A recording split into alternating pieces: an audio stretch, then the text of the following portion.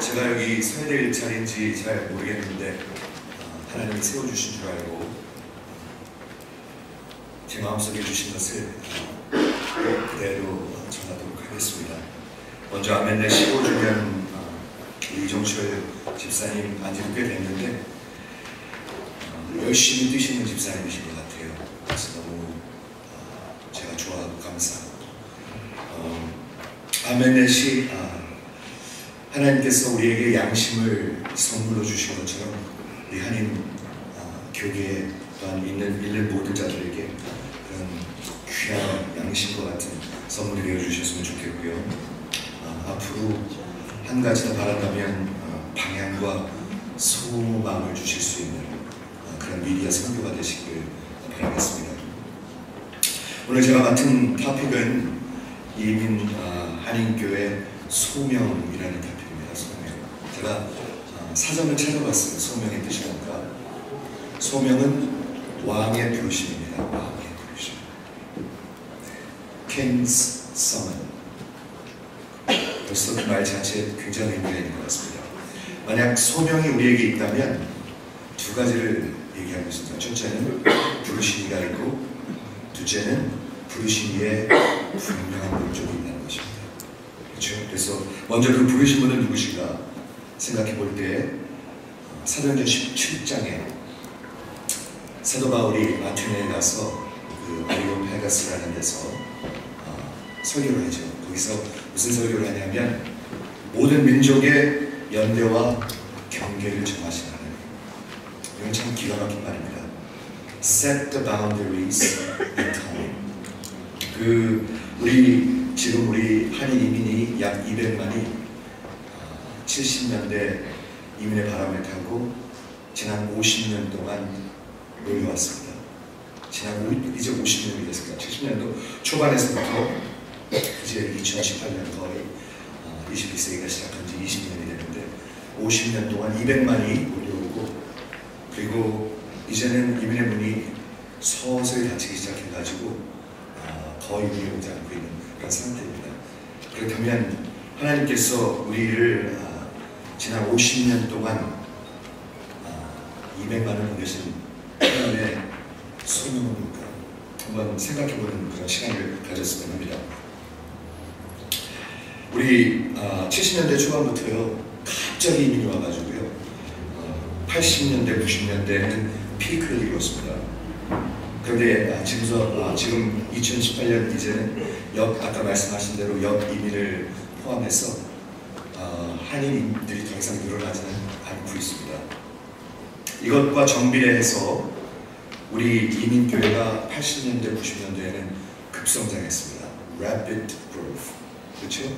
그런데 지금은 북미주 교회와 거의 평행해가지고 쇠퇴하고 있고 어떤 분들은 rapid economy, 급하게 쇠퇴하고 있다고 얘기하고 있습니다.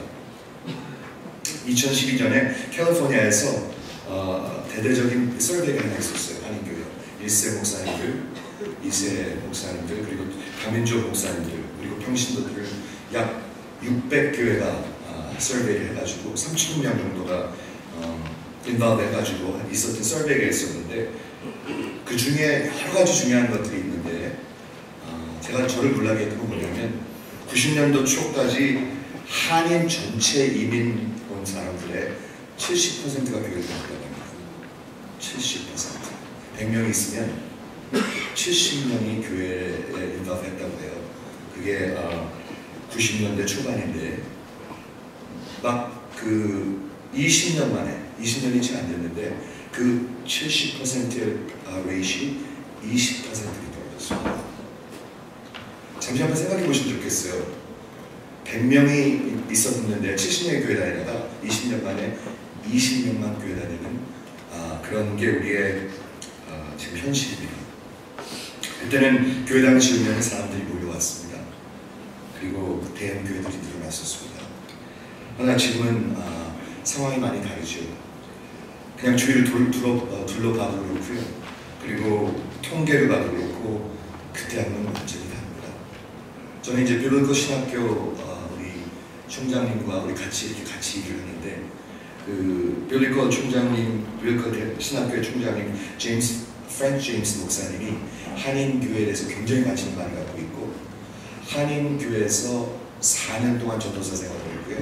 그리고 그 신학교회 자체에도 한인 학생들이 많이 있습니다. 근데 그분이 무슨 얘기를 하냐면 지금 북미주 교회, 한인교회를 얘기하는 게 아니라 North American Church, 미국 교회들이죠. 전체적으로 대단해요. 큰 그림으로 볼 때 유럽을 약 20년 뒤쫓아가고 있습니다. 유럽은 1000년 동안 크리스티애니티가 flourish 했는데 지금은 post Christianity 1000년이 다 지나가고 이제는 post Christianity를 겪고 있는데 지금 미국의 동부 뉴욕과 캘리포니아 서부 얘가 제일 앞장서고 있는데 약 20년 뒤쫓아가고 있다고 얘기하고 있습니다. 그 빌리컬 신학교 선교학 박사 이규원 목사님이 있는데 이분은 뭐라고 얘기하냐면 한인 이민교회가 지금 rapid decline. 그래서 제가 너무 놀랐어요. 맨 처음에 rapid decline. 기분이 너무 나쁘잖아요. 급 하락하고 있다. 급 하락하고 있다. 그래서 제가 총장님실에 뛰어 올라가서 물었습니다. 총장님, is that true? 당신이 보시기에는 지금 이민교회가 지금 급 하락하고 있고 앞으로의 전망이 그렇게 보이십니까? 근데 이분이 텍사스에서 오신 아주 키가 크고 아주 인품이 좋은 분이에요. 웃으면서 진정하라고 하면서 뭐라고 얘기하냐면 Paul, you lost all your young people. What do you expect? 그러시는 거예요. 정 목사, 우리 한인교회 지금 젊은이 다 잃어버렸는데 What do you expect? 총장님이 말씀하시는 거예요. 우리 한인교회 2세들은 고등학교 때까지는 부모의 손이 닿고 잘 나오죠. 네, 아시다시피 통계에 의하면 91%가 다시 교회에 돌아오지 않습니다. 이거는 아주 staggering statistic입니다. 91%가 다시 이민교회로 돌아오지 않습니다. 대학교 가면 그 다음에 다시 돌아오지 않습니다.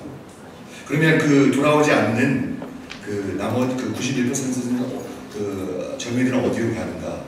미국 교회, 아니면 다민족 교회, 아니면 다른 교회를 가는가? 가는 친구들도 있지만 약 반 이상은 기독교를 완전히 떠납니다. 이 숫자가 상당한 숫자고요. 이게 간단하게 요약한 우리 이민교회 지금 50년 스토리라고 얘기할 수 있습니다. 아주 급성장하다가 플래토를 하다가 지금은 rapid decline을 경험하는 게 보통 사람들이 보는 눈이죠. 그런데 제가 오늘 전하고 싶은 것은 우리 넥스트 제너레이션이 없으면 우리 앞날은 없습니다. 없습니다. 아무리 있다고 해도 없습니다. 미국 역사를 보면은요, 모든 이민교회는 결국에 다 이민교회들은 다 메인 컬처에 스며들어 있습니다. 그렇죠? Dutch Reformed, Chinese, Hispanic, Jamaican American 모두 다 그렇게 되고 있고요. 젊은이를 리테인하는 데 굉장히 지금 어려움을 겪고 있는 게 사실입니다. 어쩌면 우리 주님 오실 때까지 한국교회가 살아있고 그게 우리의 소망인데 어쩌면 그게 하나님의 섭리일 수도 있다는 것을 우리가 기억해야 할 것입니다. 그러면 제가 오늘 이렇게 맥 빠지는 소리를 하려고 여기 올라온 것이 아니고 우리 미주 한인교회 소망이 있습니까? 반드시 있습니다. 누가 그렇게 말씀하시냐면 하나님께서 이렇게 말씀하십니다. 예레미야서 31장 17절에 보면 이렇게 적혀 있습니다. 너희의 앞날에 소망이 있다. 여호와의 말씀입니다. 그 다음에 뭐가 나오냐면요, 너희의 자녀들이 집으로 돌아오리라. 이런 말씀했습니다. 분명히 하나님께서 주신 약속입니다. 그런데 소망은 우리가 여호와께로 돌아설 때 있는 것입니다. 소명을 순종할 때 희망이 있는 것입니다. 우리가 그냥 곁길로 가고 이스라엘 백성들 같이 가면은 소망이 있는 것이 아닙니다. 우리 이 땅에 지난 50년 동안 미국에 보내신 하나님의 마음이 뭔가? 그 하나님, 우리의 연대와 경계를 정하시고 왜 200만을 이렇게 모아놓으셨습니까? 여기 와서 잘 사냐고요? 여러분은 그게 여러분의 영혼 속에 그게 만족이 되십니까? 그게 답으로서 절대 되지 않으실 것입니다. 저는 하나님의 그 신학 중에 가장 중요한 신학이 있는데 제가 생각합니다.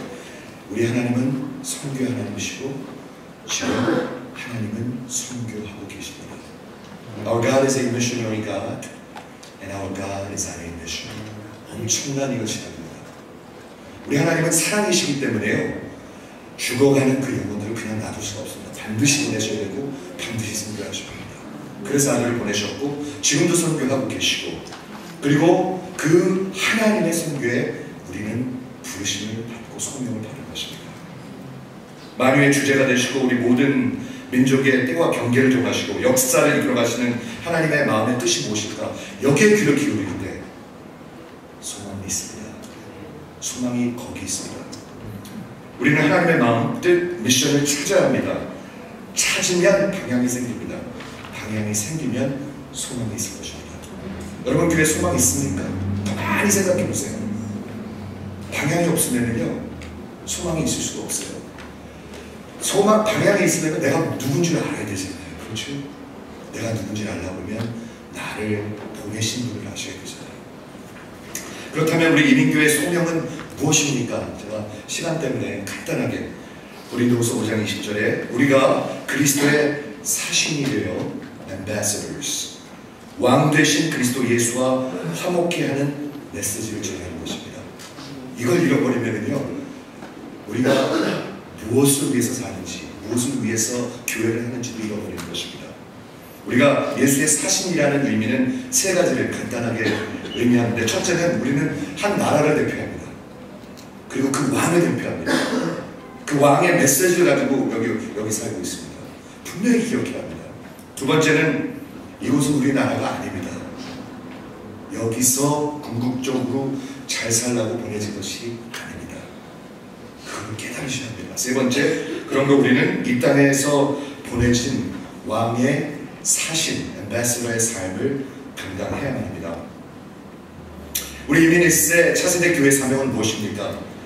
사도행전 11장에 보면은요 기가 막힌 역사의 획을 긋는 사건이 하나 나옵니다. 11장 19절 20절에 이런 일이 일어납니다. 교회가 생기고, 초대교회가 생기고, 성령이 강림하고, 예루살렘 교회가 생기고 급성장합니다. 그런데 스테반 역사 이후에 거기에 핍박이 오고, 그리고 persecution, 환란이 오니까 성도들이 다 퍼지기 시작합니다. 하나님의 손이었죠.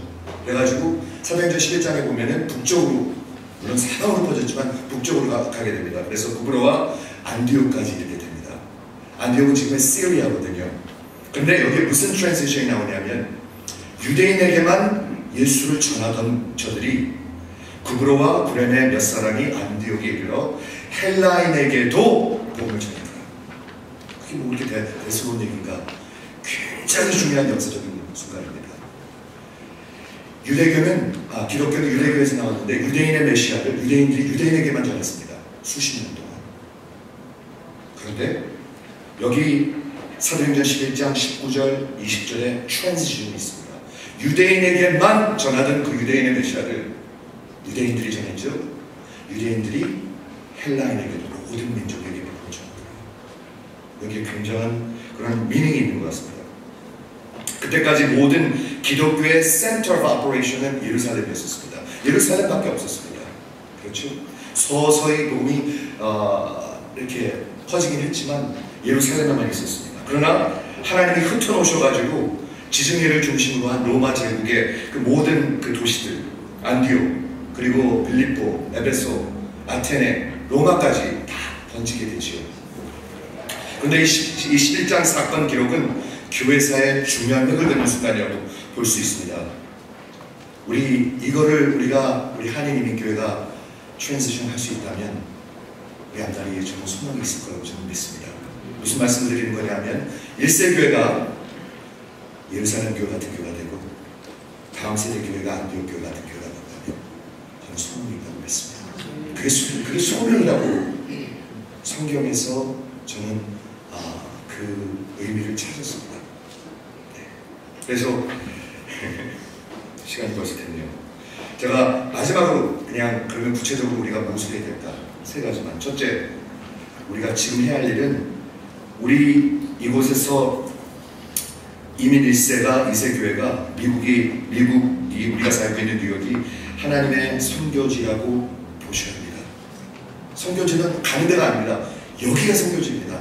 선교학적으로도 보면 지금 가장 큰 선교지 여러분 살고 계십니다.